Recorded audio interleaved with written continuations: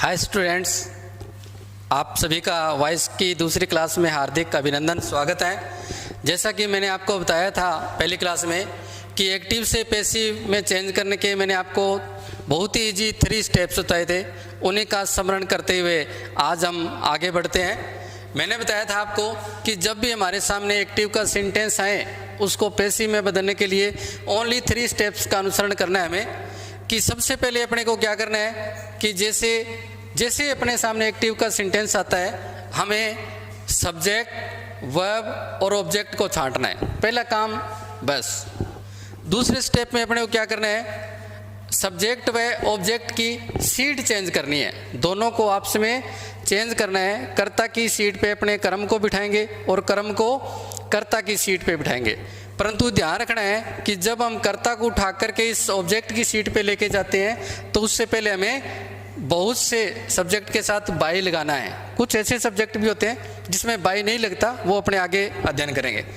तीसरा जो मैंने इसका स्टेप्स बताया था कि वर्ब की हमेशा थर्ड फॉर्म लगानी है। उदाहरण भी दिया था, एक 100 साल का बूढ़ा और 100 साल का बूढ़ा बिना सहारे के नहीं चल सकता। इट मीन्स जब भी हम एक्टिव से पैसिव में चेंज करते हैं तो हमें अपनी तरफ से बी फॉर्म लगानी ही है। अब बी फॉर्म का नाम आते ही हमारे मस्तिष्क में is, M, are, was, were, be, being और बीन, इनमें से एक अपनी तरफ से लगाना ही है। और हमेशा क्रिया की कौन सी फॉर्म लगानी है, थर्ड फॉर्म लगानी है। जैसे कि अपने एक छोटा सा एग्जांपल लेते हैं कि राम राइट्स ए लेटर। इसको अगर अपने एक्टिव का वाक्य है ये, क्योंकि राम से करता है इस वाक्य में, तो राम करता हो गया। राइट्स क्रिया क्या कर रहे हैं, राइट्स, और क्या लिख रहा है, ए पत्थर। एक नंबर स्टेप अपना कंप्लीट कि कर्ता क्रिया क्रम छांट लिया। अब हमें सीट चेंज करनी है तो ए लेटर को उठा करके यहाँ लाते हैं तो इसको लिखते हैं ए लेटर। ध्यान रखना है एक कैपिटल आएगा, ए लेटर। जैसे ये आया आते हैं हमें और इसकी सीट चेंज करनी है, कर्ता राम को बाई लगा करके, बाई राम। 2 स्टेप्स कंप्लीट हो चुके हैं। तीसरा मैंने आपको बताया था क्रिया की हमेशा कौन सी फॉर्म लिखती है, थर्ड फॉर्म, तो रिटर्न। तो थर्ड राइट की थर्ड फॉर्म क्या आ जाएगी, रिटर्न। और ए लेटर के साथ क्या लगेगा, इज। अब अपने को ये पता लग गया कि हमें वर्ब की थर्ड फॉर्म लगानी है और इसके साथ बी फॉर्म, इनमें से एक को लगाना ही है। तो ये कैसे लगते हैं, ये अपने अध्ययन करते हैं अगली सारणी से। ये मैंने बताया था कि एक्टिव के अंदर ये फॉर्म्स आएगी और अपने को ये लिखनी है। तो ध्यान से देखेंगे तो टेंस के हिसाब से भी अपने दे सकते हैं कि प्रेजेंट टेंस। प्रेजेंट टेंस का मतलब होता है फर्स्ट फॉर्म या एस जुड़ा हुआ, तो हमें इज, एम, आर में से एक लगानी है और थर्ड फॉर्म तो लिखनी है। इसी तरह से सेकंड फॉर्म आ जाए तो was were, is, M, R, I, N, G आ जाए तो being, was were, I, N, G आ जाए तो बीइंग। तो हमने देख लिया कि चाहे is, M, R, I, N, G आए, चाहे was were, I, N, G आए, अपने को बी फॉर्म कौन सी लगानी है, बीइंग लगानी है। इसी तरह से हेज, हैव, हैड, ये तीनों में से कोई भी आ जाए तो अपने को क्या लगाना है, बीन लगाना है। इस तरह से सेल, विल और हैव आते हो, बीन लगाना है। और मॉडल्स कोई भी आ जाए तो मॉडल के साथ हमेशा अपने को बी फॉर्म लगानी है और क्रिया की थर्ड फॉर्म लगानी है। ये अपने पिछली कक्षा में अध्ययन कर चुके हैं, आपके स्मरण के लिए था। इसी तरह से हमने सब्जेक्टिव केस और ऑब्जेक्टिव केस भी देखा। भी जब आई सब्जेक्ट की सीट पे बैठा होता है तो आई होता है, परंतु जैसे ही हम चेंज करते हैं इसको ऑब्जेक्ट की सीट पे ले जाते हैं तो ये आई नहीं रहता, मी बन जाता है। इसी तरह से वी का अस बन जाता है। यू में कोई चेंज नहीं होता, यू सब्जेक्ट की सीट पे भी यू रहता है और ऑब्जेक्ट की सीट पे भी यू ही रहता है। अगर हम ही को सब्जेक्ट की सीट से ऑब्जेक्ट की सीट के ऊपर लेके जाते हैं तो इसका रूप बदल जाता है, हिम बन जाता है, सी का ह बन जाता है और दे का देम बन जाता है। यहाँ तक हम अध्ययन पिछली क्लास में कर चुके थे। अब अपने चलते हैं सेंटेंसेस पर। अब अपने उदाहरण के द्वारा प्रत्येक सेंटेंस को समझते हैं कि कैसे बनते हैं। उन 2 गोल्डन रूल को ध्यान में रखते हुए आगे बढ़ते हैं। जैसे असर्टिव सेंटेंस की बात करें तो एक्टिव का वाक्य हमारे सामने आता है कि लता सिंग्स स्वीट सॉन्ग्स एक वाक्य आ गया। आते ही अपने को वही 3 स्टेप्स ध्यान रखने हैं। पहले स्टेप में क्या है कि हमें कर्ता क्रियाक्रम छांटना है। तो इस वाक्य में कर्ता कौन है भी? गाने का काम कर रही है लता, तो इसमें लता कर्ता होगी। क्रिया क्या कर रही है? सिंग्स, गीत गा रही है वो। और क्या गा रही है? अपने आप उत्तर आता है। ऑब्जेक्ट छांटने का तरीका मैंने बताया था आपको कि जब भी क्रिया है उसके साथ पर्सन लगाओ मन के अंदर। गा रही है, क्या गा रही है? Sweet songs. तीनों चीज छांट ली, अपना फर्स्ट स्टेप कंप्लीट। दूसरे स्टेप में क्या करना है कि इसकी सीट चेंज करनी है। चलो सीट चेंज करते हैं, तो ये इसकी सीट पे आ जाएगा, तो इसको अपने लिखेंगे sweet songs, sweet songs complete. और लता लास्ट में बाई लग के लग जाएगा, बाई लता, दूसरा काम कंप्लीट। अब अपने को देखनी है क्रिया की फॉर्म। हमने क्रिया की फॉर्म देखी सिंग्स, यानी फर्स्ट फॉर्म में एस जुड़ा हुआ है, तो जब फर्स्ट फॉर्म में एस जुड़ा हो तो क्या लगानी है भी? इज एम आर में से एक लगाना है। तो अपने को ये देखना है कर्ता। कर्ता क्या है? स्वीट सॉन्ग्स, सॉन्ग्स है भी, ध्यान रखना बहुवचन है तो आर लगेगा। तो यहाँ क्या लगाएंगे अपने? आर। और क्रिया की सिंग की थर्ड फॉर्म क्या होती है? संग। बन गया। चुटकियों में अपने एक्टिव से पैसिव बना सकते हैं। अगला उदाहरण देखते हैं। राम इज प्लेइंग फुटबॉल, तो इसमें कर्ता कौन है? राम। राम करता है, क्रिया क्या कर रहा है? Is playing. इज प्लेइंग क्रिया हो गई। खेल रहा है, क्या खेल रहा है? अपने आप उत्तर आएगा ऑब्जेक्ट, फुटबॉल खेल रहा है। प्रथम स्टेप कंप्लीट। द्वितीय स्टेप में क्या करते हैं कि सीट चेंज करते हैं, तो ऑब्जेक्ट की यहां लाते हैं फुटबॉल, फुटबॉल। अब अपने को देखनी है क्रिया इज प्लेइंग। जब is M R I N G आ जाए तो हमें से अपनी तरफ से क्या लगानी है भी? बीइंग लगानी है। मैंने आपको बताया था पिछली टेबल के अंदर कि जो सहायक क्रिया और मुख्य क्रिया है इसके बीच में अपने को बीइंग जोड़ना है। तो अपने करते हैं football is being, is being. और थर्ड फॉर्म लिखनी है इसकी, क्रिया की थर्ड फॉर्म तो हमेशा लिखनी है प्लेड और लास्ट में बाई राम। कंप्लीट हुआ अपना। इस तरह से बहुत इजी वे बना सकते हैं। एक स्टेप और देखते हैं। प्रत्येक टेंस का मैंने अलग अलग वाक्य रखा है कि he has broken the leg of this chair. करता कौन है भी? इसमें ही करता। काम किया कि इसने हैज ब्रोकन, हैज ब्रोकन क्रिया होगी।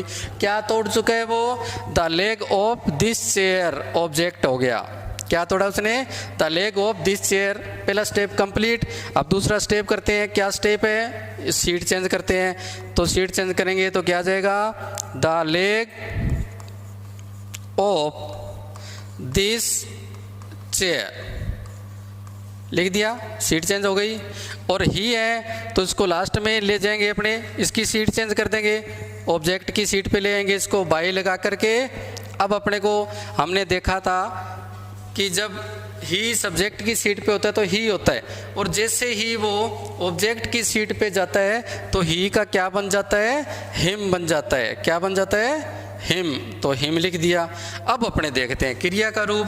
क्रिया है हेज ब्रोकन, यानी हेज हेव और थर्ड फॉर्म। अपने पता है कि जब भी हेज हेव और हेड होता है तो उनके साथ अपने को अपनी तरफ से क्या लगाना है भी? बीन लगाना है। तो बीन कहाँ लगेगा? इन दोनों के बीच में यहाँ लगेगा। तो leg of this chair has, क्या लिखेंगे अपने? Has been broken. मैंने आपको ये बताया था कि जो अगर हेज एव आ जाए तो बहुत ईजी होता है, क्योंकि इसकी थर्ड फॉर्म इसके साथ ही लिखी होती है। अगला वाक्य देखते हैं। पीवी सिंधु कर्ता होगी। पीवी सिंधु क्या है? कर्ता हो गई। वॉन जीत चुकी है, क्रिया क्या जीत चुकी है भी? ए सिल्वर मेडल, ऑब्जेक्ट हो गया। प्रथम स्टेप कंप्लीट। द्वितीय स्टेप में सीट चेंज करते हैं तो ए सिल्वर मेडल, ए सिल्वर मेडल, सीट चेंज कर दी अपने। अब अपने वॉन क्रिया का रूप देखते हैं। क्या है? वॉन। वॉन कौन सी है भी? विन की second form.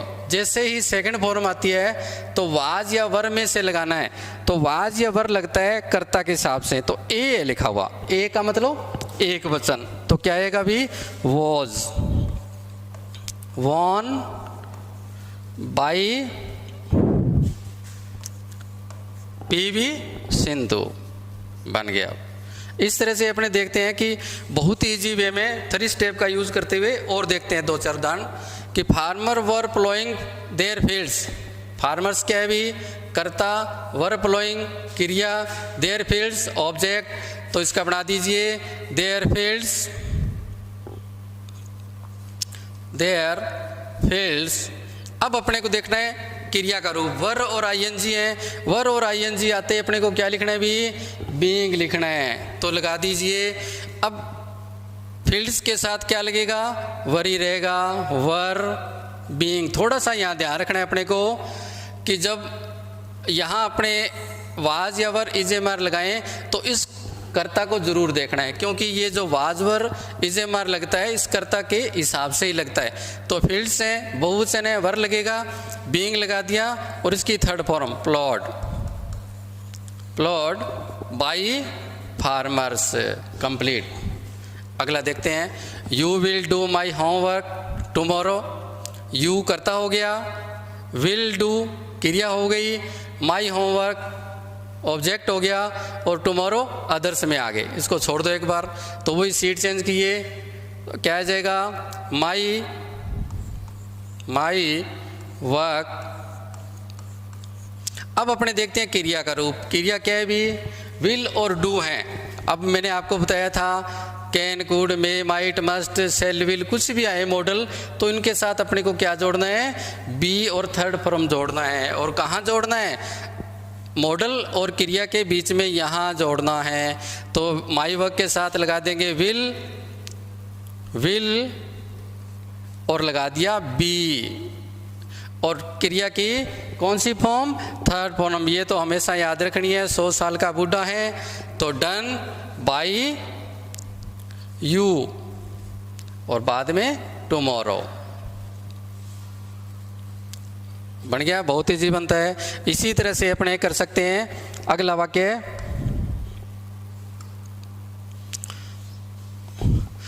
I shall have completed my work by tomorrow, तो इसमें कर्ता कौन है भी, आई कर्ता हो गया, शैल हैव कंप्लीटेड फ्यूचर परफेक्ट का सेंटेंस है, शैल हैव कंप्लीटेड क्या कर चुका हूँ, माई वर्क, चुका होऊंगा, और बाई टुमारो अदर्स आगे। प्रथम स्टेप कंप्लीट। अब अपने इसकी सीट चेंज करते हैं, तो माई वर्क यहाँ आ जाएगा कर्ता की सीट पे, तो माई वर्क। अब अपने क्रिया का रूप देखते हैं, तो सेल हैव और विल हैव अगर हो तो यहाँ पे अपने बीन जोड़ते हैं, क्या जोड़ते हैं अभी, हैव, और थर्ड फॉर्म हो तो क्या जोड़ते हैं, बीन जोड़ते हैं। तो देखिए भी जोड़ देते हैं माई वर्क। अब थोड़ा सा ध्यान रखना है कि अपने को अगर सेल विल हो तो इसके थोड़ा सा ध्यान रखना है कि यदि कर्ता आई, वी, यू और बहुवचन हो तो अपने सेल का यूज करते हैं, और अदर्स के साथ यानी ही, सी, इट, इनके साथ अपने हेज, विल का प्रयोग करते हैं। तो देखिए यहाँ पे आई था इसलिए यहाँ पे सेल का प्रयोग यूज किया हुआ था। अब आ गया माई वर्क, तो माई वर्क के साथ तो सेल नहीं लगेगा ना, इसलिए अपने यहाँ किसका यूज करेंगे, विल का यूज करेंगे, विल हैव, और बीन क्या लगाएंगे अपने, बीन, और इसका थर्ड फॉर्म हमेशा आती है, ये तो बताया हुआ ये कंप्लीटेड बाई। अब ये देखना है आई है, अब जब कर्ता आई हो तो सब्जेक्ट की सीट पे तो आई रहता है, परंतु जब हम इसको ऑब्जेक्ट की सीट पे लगाएंगे तो क्या बनेगा, मी। ये विशेष ध्यान रखना है भी, ये यहाँ बनेगा मी बाई टुमारो। बाकी वैसा का वैसा उतार देंगे, कोई दिक्कत नहीं है। अब अगला देखते हैं, ये आ गया मॉडल वाला एक उदाहरण कि you can do this work. ये केवल वाक्य ही नहीं है, एक भावना भी है, अपने को हमेशा इस मन के अंदर रखनी है कि you can do this work, तुम इस काम को कर सकते हो, कोई लेसन कठिन नहीं होता। तो यू इसमें करता हो गया, कैन और डू ये क्रिया हो गई, क्या कर सकते हैं, दिस वर्क, तो ये ऑब्जेक्ट हो गया। अब अपने क्या करते हैं, सीट चेंज करें, तो दिस वर्क लग दिया अभी। अब अपने देखते हैं क्रिया का रूप कि इसमें तो है मॉडल और फर्स्ट फॉर्म लिखी हुई है, तो जब मॉडल और फर्स्ट फॉर्म हो तो अपने अपनी तरफ से क्या जोड़ते हैं, बी जोड़ते हैं, तो अपने को बी जोड़ना है, ठीक है बी। और बी कहाँ जोड़नी है, इन दोनों के बीच में यहाँ जोड़नी है, तो लिखो दिस वर्क कैन, यहाँ तक लिख दिया। अब अपनी तरफ से लगानी है क्रिया, बी फॉर्म बी, और डू की थर्ड फॉर्म क्या आएगी, डन, और बाई यू। इस तरह से बहुत ही इजी वे में अपने 3 स्टेप्स का यूज़ करते हुए सारे मॉडल्स और सारे टेंसेस का अपने एक एक वाक्य को उदाहरण कर चुके हैं। अब अपने आगे बढ़ते हैं। असर्टिव सेंटेंस अपने कर चुके हैं, अब अपने दूसरे सेंटेंस की तरफ बढ़ते हैं, इंटेरोगेटिव सेंटेंस। इंटेरोगेटिव सेंटेंस यानी प्रश्नवाचक, और प्रश्नवाचक में थोड़ा ध्यान रखना है अपने को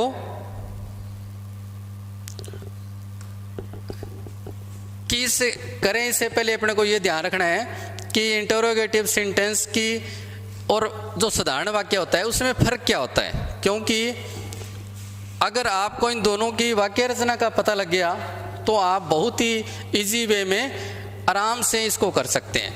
तो इंटेरोगेटिव सेंटेंस शुरू करते हैं कि इंटेरोगेटिव सेंटेंस की अगर हम बात करें तो we can in divided 2 parts, इसको हम 2 भागों में बांट सकते हैं कि जो हमारे सामने प्रश्नवाचक वाक्य आते हैं वो 2 प्रकार से बने होते हैं। एक तो होता है हेल्पिंग वर्ब से शुरू होने वाले, किससे, HV से शुरू होने वाले, हेल्पिंग वर्ब से शुरू होते हैं। और जैसे ही हमारे सामने हेल्पिंग वर्ब का नाम आता है तो हमेशा याद रखना है कि हेल्पिंग वर्ब में क्या क्या आता है भी, इज, एम, आर, वाज, वर,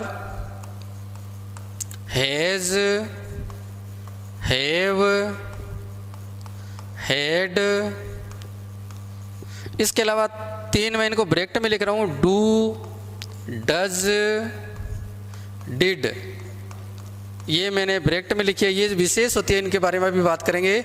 इसके अलावा जितने भी मॉडल है जैसे सेल, सेल की सेकंड फॉर्म बन जाएगी शुड, विल, इसी तरह से विल का वुड, ये अपने सारणी में मैंने आपको इसको बताया था। इसी तरह से कैन, कैन का कुड, मे, माइट, मस्ट, और टू आदि, यानी इनसे शुरू होने वाले प्रश्न अपने सामने आ सकते हैं। इनको हम कहेंगे भी सहायक क्रिया से शुरू होने वाले प्रश्न। इसके साथ साथ डू, डज और डिड भी अपने सामने आते हैं, उनके बारे में अभी बात करेंगे। और दूसरे जो प्रकार होता है प्रश्नवाचक का वो होता है WH शब्द से शुरू होने वाले, WH शब्द से शुरू होने वाले।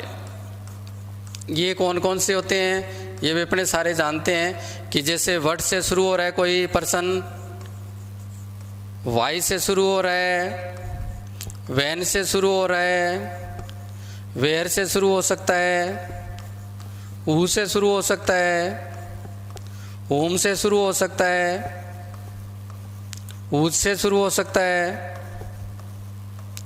हाउ से शुरू हो सकता है। यानी ये जो WH शब्द है इनमें से किसी एक शब्द से वाक्य शुरू हो सकते हैं, ये WH शब्द से शुरू होने वाले वाक्य होते हैं। अब हमने देखा कि सहायक क्रिया से शुरू होने वाले प्रश्न और WH शब्द से शुरू होने वाले 2 प्रकार हमारे सामने सेंटेंस आ सकते हैं।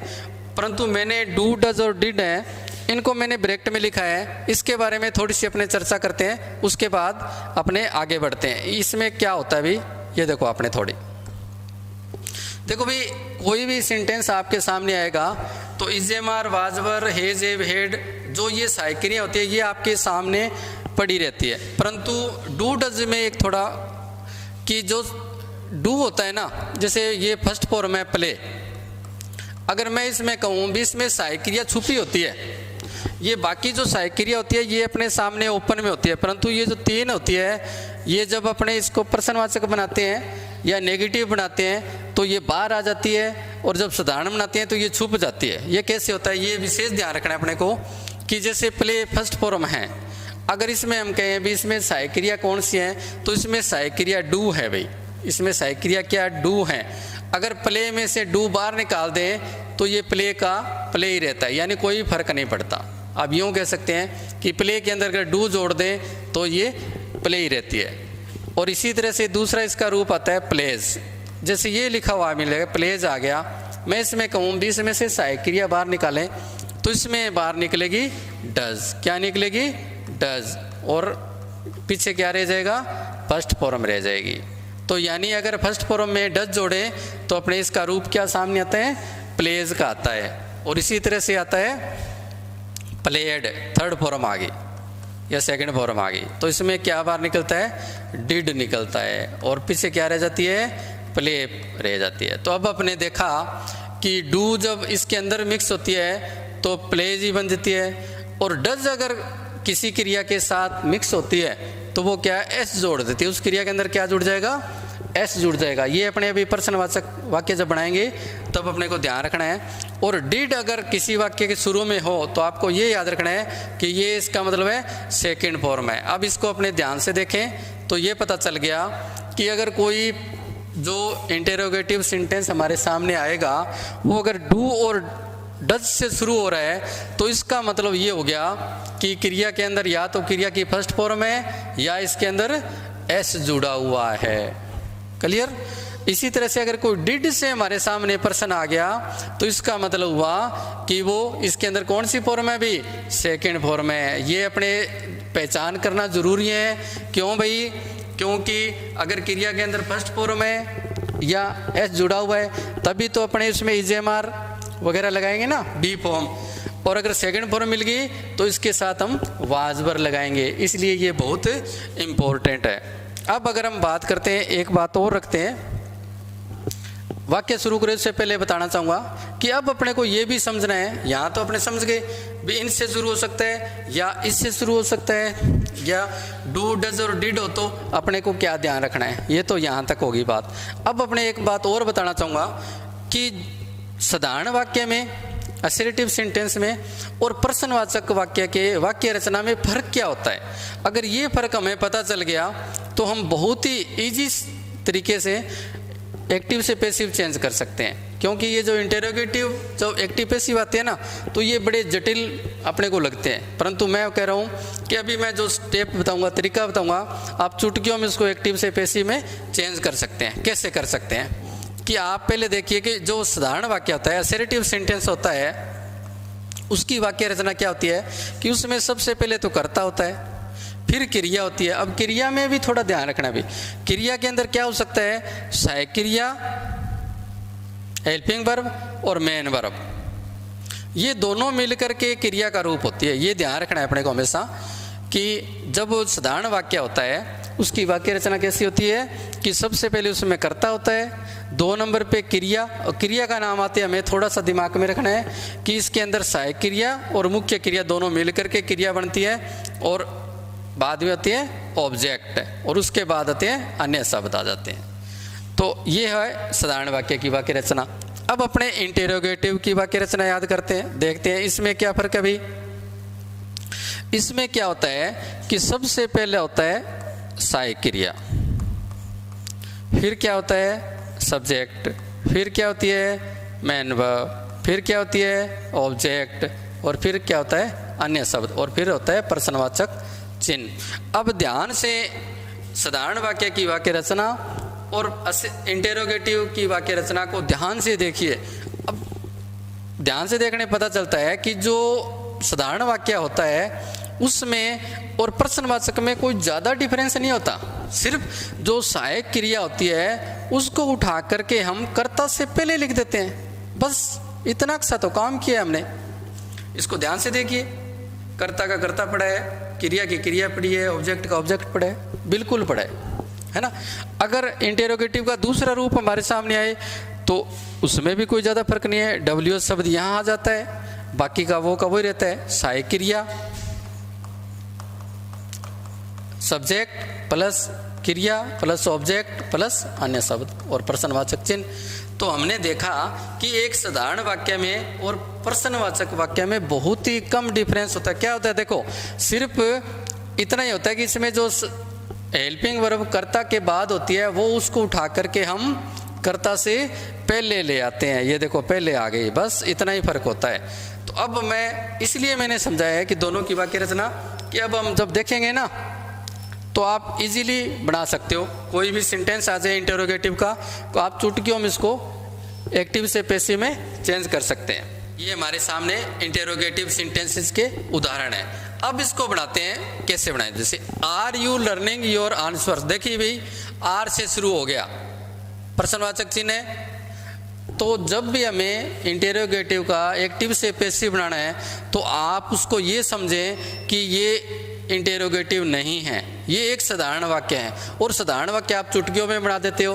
कैसे भी, इसको ये समझना है कि ये यू है ना, आर है, इस आर को हमें पता ही है भी ये तो इंटेरोगेटिव है। इसको साधारण बनाएंगे तो ये आर हम यहाँ पढ़ेंगे, एक बार इसको एक बार यहाँ पढ़ें तो ये वाक्य क्या बन गया, यू आर लर्निंग। अगर आपने थोड़ा सा ध्यान से देख लिया तो इंटरोगेटिव जो जटिल लगता है आपको बनाने में वो चुटकियों के अंदर आप बना सकते हैं। कैसे, अब देखते हैं आंसर्स। ठीक है, ये एक साधारण वाक्य बन गया। एक बार इस प्रश्नवाचक को हमने साधारण की तरफ देखते हैं। अब इसमें तुरंत ही तीनों स्टेप कंप्लीट कीजिए भी। ये कर्ता हो गया, आर लर्निंग क्रिया हो गई, क्या पढ़ रहा है, क्या सीख रहा है, योर्स आंसर्स ऑब्जेक्ट हो गया। सीड चेंज कीजिए, योर्स आंसर्स, योर आंसर्स। अब अपने क्रिया का रूप देखा कि आर और आईएनजी हैं। जब भी आर इजम आर आईएनजी हो तो हमें क्या लगाना है अपनी तरफ से, बीइंग लगाना है भाई। और बीइंग लगाना कहाँ पे है, इन दोनों के बीच में, आर और लर्निंग के। अब इसको भी थोड़ा ध्यान रखना है भी, आर तो ये यू के हिसाब से है, परंतु ये देखते हैं सब्जेक्ट क्या है भी, आंसर्स, ये भी बहुवचन है। ठीक है भाई, तो ये भी आर ही रहेगा, आंसर्स आर। और अपनी तरफ से क्या जोड़ना है, बीइंग, बीइंग जोड़ दिया। और बाद में इसकी थर्ड फॉर्म लर्नड। ठीक है, और लास्ट में अपने लगा देंगे बाय यू। ये बन गया इसका पैसिव वॉइस। अब अपने को पता है कि जब भी अपने एक्टिव से पैसिव में चेंज करते हैं तो जो जिस वाक्य का रूप होता है उसी रूप में बनाना है भी, ये ध्यान रखना। असेरिटिव सेंटेंस था, ये मैंने चेंज किया था तो हमने असेरिटिव का बना दिया, परंतु हमारे सामने तो ये प्रश्नवाचक आया था ना, तो प्रश्नवाचक आया तो इसका प्रश्नवाचक बनाएंगे। तो प्रश्नवाचक बनाएंगे तो कैसे बनाएंगे भी, प्रश्नवाचक में क्या बताया था, क्या फर्क होता है कि ये जो आर होता है, ये जो आर है,